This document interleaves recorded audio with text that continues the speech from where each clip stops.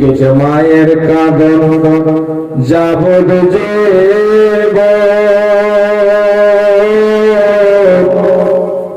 দু চার মাস বোনের কাঁদন রে।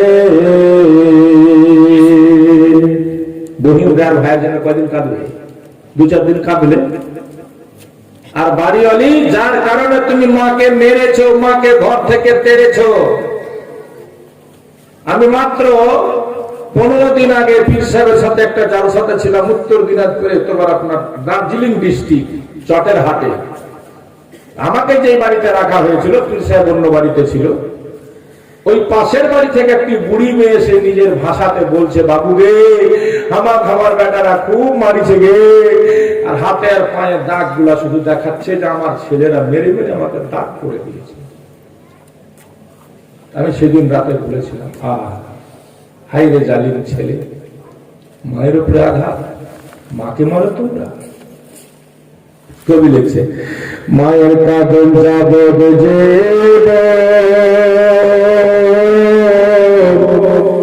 দু চার মাস বোনের কানন রে। ঘরের পরিবারের কাঁদন দু চার দিন পর থাকে না, দুঃখের দরদে আমার জনম দুঃখী মা।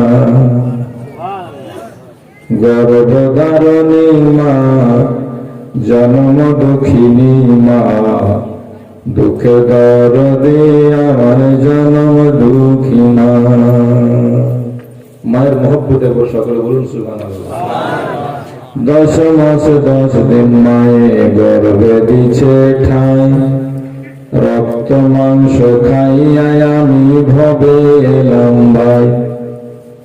10 মাস 10 দিন মায়ে গর্ভে দিছে ঠাই, আর রক্ত মাংস খাইয়া আমি ভবে এলাম ভাই। ভূমিষ্ঠ হইয়া আমি কুটিলাম কান্দিয়া, শান্ত করিল মায়ে বুকের দুধ দিয়া।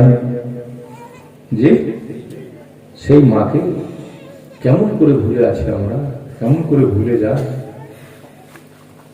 যে বাবা আমার সামান্য কষ্ট হলে ঘাড়ে করে রাত্রি 12টা হোক, 2টা হোক, 1টা হোক, মোথাবাড়ি বলেন, মালদা বলেন, যেখানে বলেন, বাপ কোলে করে বুকে করে ছেলেকে নিয়ে যায়, বাপের একটু কষ্ট মনে হয় না। সেই বাপকে আঘাত দাও কি করি? ও মুসলমান, এক ছেলে আর বাবা পাশাপাশি খেতে বসেছে। ছেলেটা ছোট্ট, বাবা বয়স্ক। সামনে এসে একটা কাক একটা ওয়ালের উপরে বসে গেল। বাচ্চা ছেলে খেতে খেতে জিজ্ঞেস করছে, আব্বু ওটা কি? বাপ আদর করে বলছে, বেটা রে ওটা কাক, ওটা কাউয়া। ফের একটু পরে বাচ্চাটা বলছে, আব্বা ওটা কি? তো বলছে, বেটা রে ওটা কাউয়া, ওটা কাক। এমনি করে বাচ্চাটা 100 বার জিজ্ঞেস করেছে, বাপ একবারও বিরক্ত হয়নি, কাউয়া কাক বলেছে। আর যতবার বলেছে ততবার কিন্তু বেচারা দাগ দিয়ে রেখেছে, লিখে রেখেছে। বেটা জওয়ান হয়ে গেল, বাপ বুড়া হয়ে গেল, বাপের চোখে আর সুজে না, দেখতে পাই না। আবার বাপ্পাটা পাশাপাশি খেতে বলেছে, বসেছে।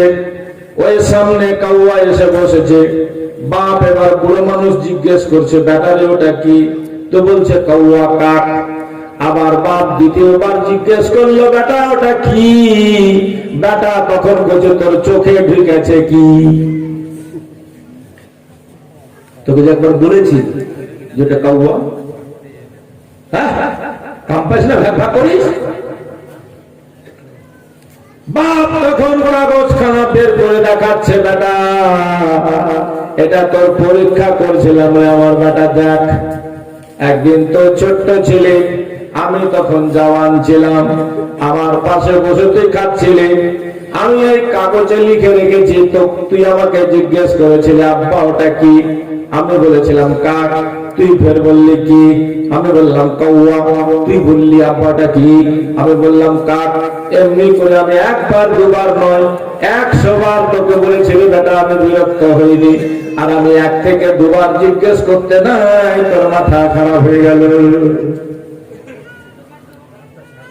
একটা কথা জেনে রাখবে, যারা নিজের বাপ মায়ের সঙ্গে ভালো ব্যবহার করবে, নিশ্চয় তার ছেলেরা তার সঙ্গে ভালো ব্যবহার করবে। যে নিজের বাপ মার সঙ্গে খারাপ ব্যবহার করবে, কখনো যেন আশা না করে যে আমি আমার ছেলের কাছে ভালো ব্যবহার পাবো। ছেলেকে মাস্টার বানান, ডাক্তার বানান, ইঞ্জিনিয়ার বানান, যেই বানান না কেন, যদি আপনি বুড়ো বাপ মাকে দেখে থাকেন, আপনি বুড়ো হলে আপনার বাপ মা একদিন দেখবে, নচেত ওই দাসাই হবে। একটা ছেলেকে বাপ মা খুব আদর করে ভালো করে বড় করে বিয়ে দিল। বেড়াদার বন্ধুগণ, ছেলেটা সুন্দরী বউ নিয়ে আসার পর বাড়িতে দেখছে বুড়ো মানুষ একটা, তার শ্বশুর আব্বা আছে, যে লোকটার কখনো মাথা ধরে, কখনো জ্বর হয়, কখনো সর্দি কাশি হয়, কখনো পায়খানা হয়, কখনো আরো কিছু হয়। মেয়েটা দেখে দেখে বিরক্ত হয়ে যায়। একদিন স্বামীকে বলছে, স্বামী আমার একটা বাচ্চা হয়ে গেল, তোমার বাড়িতে এসে আমি বাচ্চার মা হলাম, একটা ছেলের মা হয়ে গেছি আমি। এই বুড়ো মানুষ বাড়িতে থাকলে কিন্তু আর ভালো লাগে না, বিরক্ত লাগছে। হয় তুমি আমাকে রাখো, আর নচেত তোমার বাবাকে বাড়িতে রাখো। যুবক ছেলে স্ত্রীকে রাখার জন্য বলছে, বিবি রে তুই চিন্তা করিস না, আমি আমার বাবাকে দরকার হলে আলাদা করে দিব, পুরে ঘরে রেখে আসবো। সংক্ষিপ্ত কথা বেয়াদার, নিজের বাবাকে একখানা ছিঁড়া কম্বল সাথে নিয়ে জঙ্গলে রাখতে গেছে। তখন ওর ছোট্ট একটা ছেলে, ও বলছে, আব্বু দাদুকে কোথায় নিয়ে যাচ্ছ? বলে, তোমার দাদুকে এই বাড়িতে আর রাখা হবে না, তাকে একটা জঙ্গলের মধ্যে রেখে আসবো। ছোট্ট বাচ্চাটা বলছে, আব্বা আমিও তোমার সঙ্গে সঙ্গে যাব। ছোট্ট বাচ্চাটা গেল।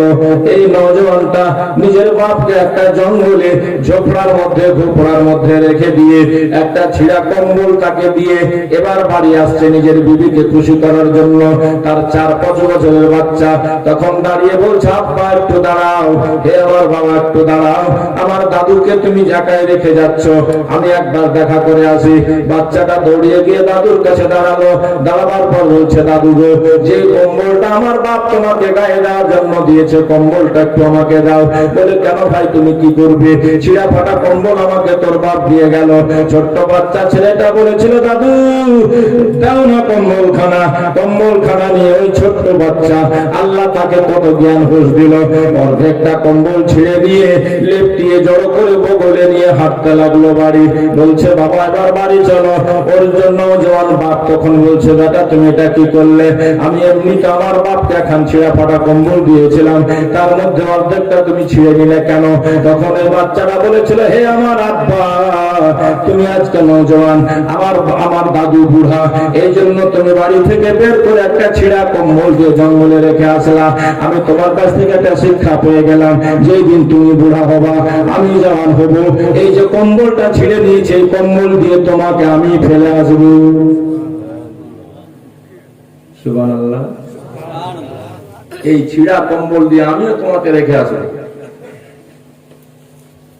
তখন ওর হুঁশ হচ্ছে, জ্ঞান হচ্ছে, আমি এটা কি করছি, এটা আমার বিরাট বড় অন্যায় হয়ে গেল।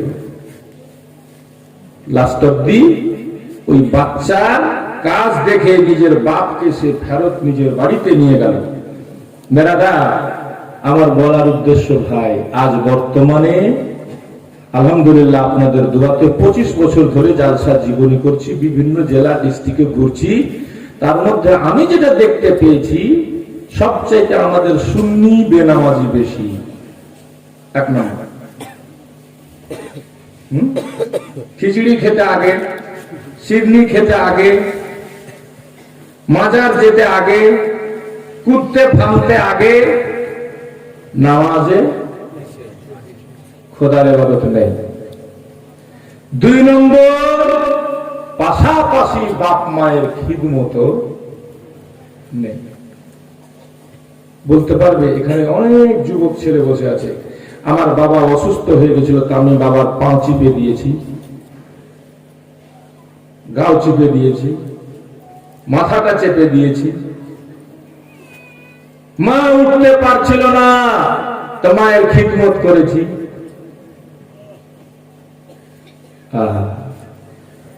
কবি লিখছে, মায়ের এক ফোঁটা দুধের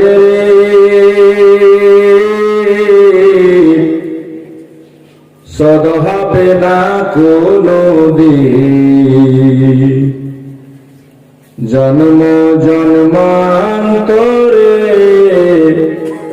করিলে সাধনা, দয়াবতী দরদিনী মা।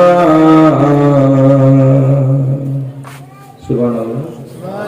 মাকে যারা ভালোবাসে তারাই বলবে সুবহানাল্লাহ।